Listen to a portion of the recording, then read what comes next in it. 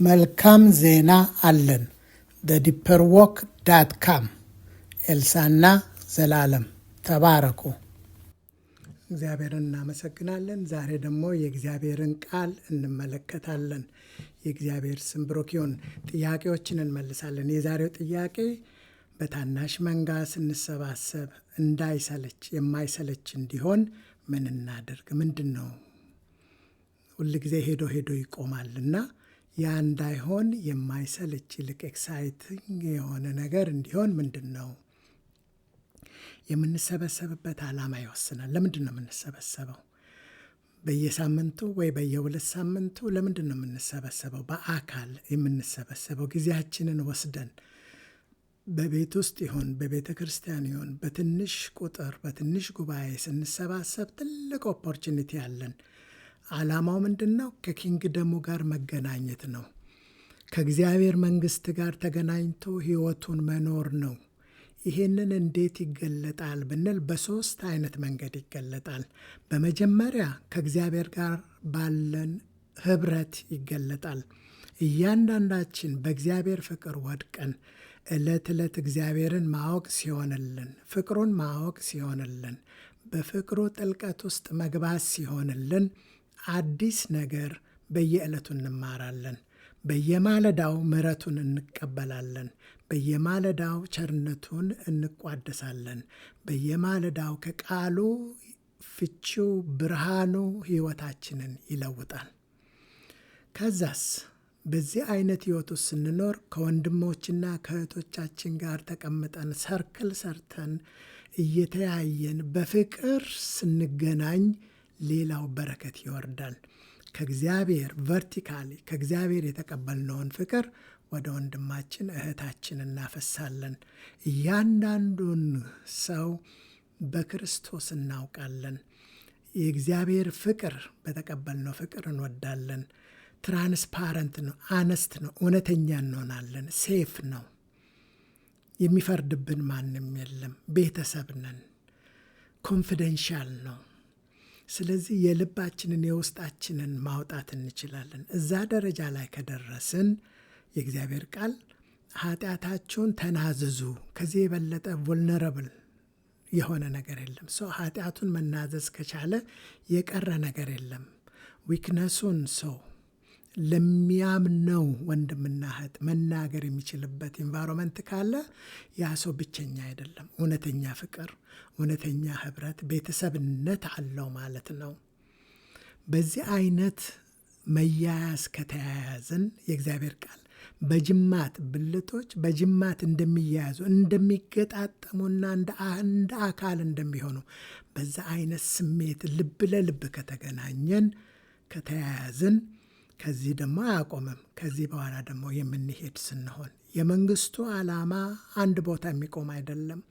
የምንሄድ ሌሎችን የምንደርስ ስራ ያለን በቤተሰባችን፣ በስራችን፣ በሁኔታችን፣ በአካባቢያችን ሁሉ ብርሃንና ጨው እንድንሆን ያዘዘንን ጌታ የወንጌሉ መልእክተኞች ሚሽነሪዎች ሆነን ስንሰማራ ያንን የምናደርግ ከሆነ ቴስቲሞኒ አለን፣ ምስክርነት አለን። ስብሰባችን ተሰብስበን ጳውሎስ እናረገ ጴጥሮስ እናረገ የሚል የድሮ ታሪክ ማውራት ብቻ ሳይሆን እኛም ውስጥ የሚሰራው የመንፈስ ቅዱስ ስራ ትኩስ የሆነ ምስክርነት አለን።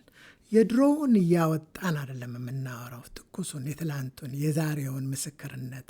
እግዚአብሔር ዛሬም በዙፋኑ ነው፣ ዛሬም ይሰራል፣ ጌታ ድንቅ ነው ብለን የምንጫወትበት መድረክ ነው። ስለዚህ ይሄ አይሰለችም። በዚህ አይነት ከተሰማራን የኪንግደሙን ፐርፐስ የመሰብሰባችን እንመካከር እንጂ እንወያይ እንጂ እንተናነጽ እንጂ አንዳችንን ለበጎ ስራ የምናበረታታ እንሁን። ይህ የእግዚአብሔር ሐሳብ በእውነት የምንተገብር ከሆነ ዳይናሚክ ነው፣ ሪል ነው። የምንጸልየው ጸሎት መልስ አለው። እግዚአብሔር በችኮላ በፍጥነት ይመልሳል። ምክንያቱም ሪል ነው። ሁለት ከናንተ ተስማምተው በአንድ ልብ ቢጸልዩ ከሰማይ ከአባታችሁ ዘንድ ይደረጋል ተብሎ የተሰጠው ቃል ከዛ በላይ ሆነንማ 4 5 6 7 ሆነን በእግዚአብሔር ቃል ዙሪያ ክርስቶስ መካከለኛ ሆኖ በዛ አይነት ከቀረብን ሁሌ አዲስ ነው። ቤተ ክርስቲያን የሚያደርገው የክርስቶስ መገኘት ነው። የሙዚቃ መኖሩ አይደለም፣ ፑልፒት መኖሩ አይደለም፣ ትልቅ ህንፃ ውስጥ መገኘቱ አይደለም። እሱ ነው ቤተ ክርስቲያን የሚያሰኘን የምንል ከሆነ ትራዲሽኑ ነው። እሱ ልምዱ፣ ተለምዷዊ ባህሉ ነው እንደዛ እንዲሆን ያደረገን። ቤተ ክርስቲያንን የሚያደርገው ክርስቶስ 2 ወይም 3 ሆነው ሲሰበሰቡ የእሱ መገኘት፣ በዛም ውስጥ መንፈስ ቅዱስ ሲያገለግለን፣ ያንንም ለእግዚአብሔር አብ ክብር ስናደርግ፣ ያ ነው ቤተ ክርስቲያን። መንፈስ ቅዱስ ጋር ስንገናኝ ኢንካውንተር ያደረግነው የእግዚአብሔር መንፈስ እሱ ነው ቤተ ክርስቲያን የሚያደርገው።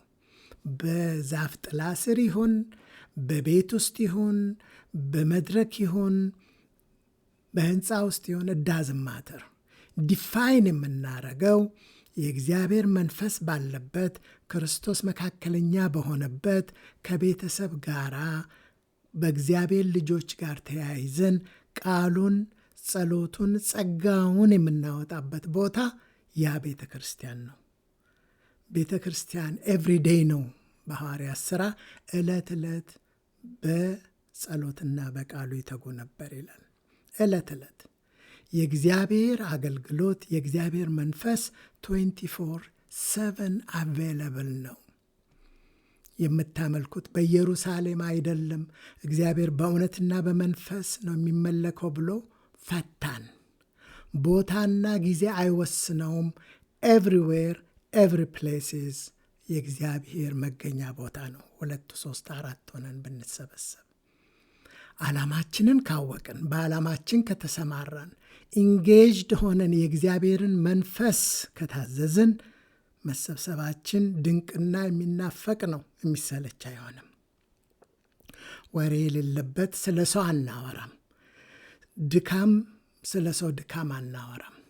ስለ ሰው ድካም አይደለም ካወራን፣ ድካም ካወራን ስለ ራሴ ኃጢአት ነው ማውራት ያለብኝ። ኃጢአታቸውን ተናዘዙ ነው የሚለው። ስለዚህ ኔጌቲቭ ነገር ከተናገርኩኝ የራሴን ኃጢአት ነው መናገር ያለብኝ። የሰውን ታሪክ አላወራም። አይ ማውራት አለብኝ ብለን የሰውን ችግር፣ በሰው ላይ ያለውን ድካም ማውራት ካቁነጠነጠን ለእግዚአብሔር እንናገር፣ እንጸልይ። የምናወራውን ወሬ ለእግዚአብሔር እናውራ። ግን በጉባኤያችን ስንሰበሰብ የእግዚአብሔር መንፈስ ነው የሚያገለግለን። ከሳሹ አይደለም የሚከሰን። ለከሳሽ ቦታ የለንም። የእግዚአብሔር መንፈስ ነው የሚያገለግለን። ስለዚህ ኃጢአቴን መናዘዝ እችላለሁ። ኔጌቲቭ የሆነው ነገር ስለ ራሴ ድካሜን ማውራት እችላለሁ። ወንድሜን ግን የማውቀው በክርስቶስ ኢየሱስ ነው። እሱ እያገለገለን ነዋ። እና ወሬ የሌለበት፣ አሉባልታ የሌለበት ፍጹም ሴፍ የሆነ ኢንቫይሮንመንት፣ ሴፍ ኮንፊደንሻል ፕሮቴክትድ የሆነ ማንም የማይፈርድብን እውነተኛ ግልጽ ማስክ የማናደርግበት እንዲህ አይነት ኢንቫይሮንመንት ከሆነ አይሰለችም። የእግዚአብሔር ሐሳብ ይሄ ነው። ቤተ ክርስቲያን ማለት ይሄ ነው። ይሄ ነው ላይቭ የሆነ ከእኛ ጋር የሚል። እኛ እኮ ራሳችን ቤተ መቅደስ ነን። ወደ ስራ ስንሄድ እኮ ይህንን ቤተ መቅደስ ይዘን ነው የምንሄደው። ወደ ቤታችን በየቦታው እግዚአብሔር ፈታንና እንጆይ አድርጉ፣ እቺ የተሰራችዋ ቀን ሐሴት እያረጋችሁ በክርስቶስ ተሰማሩና ስሩ እያለን ነው። ስለዚህ እንዴት ነው ህይወታችን? በዚህ አይነት ዳይናሚክ በሆነ ኪንግደም ከእግዚአብሔር ጋር አጠገባችን ካሉ ወንድሞችና እህቶች ጋር ደግሞ ወደ ሌላው በመሄድ ሌሎችን በመድረስ ሌሎችን በማገልገል በዛ ዙሪያ የሆነ ህብረት ዳይናሚክ ነው፣ አይሰለችም። በሐዋርያት ዘመን ዕለት ዕለት ይጸልዩና በቃሉ ይተጉ ነበር። ዛሬም እንችላለን። በቴክኖሎጂ በዋትሳፕ በዙም ዕለት ዕለት በማለዳ የምንተዋወቅ ሰዎች ጥቂት ሰዎች ብንጸልይ የሐዋርያትን ሥራ ኖርን። ዛሬ ቢዚ በሆነበት ጊዜ በዚህ አይነት መንገድ የእግዚአብሔርን ጸጋ እንካፈል። የእግዚአብሔር ሕይወት ከክብር ወደ ክብር እየጨመረ ሙሉ ቀን እስኪሆን ድረስ እየበራ የሚሄድ ነው እንጂ የሚሰለች አይሆንም። የእግዚአብሔር ስም ብሩክ ይሁን። እግዚአብሔር ከኛ ጋር ነው። በእግዚአብሔር ጸጋን በርታ። በኢየሱስ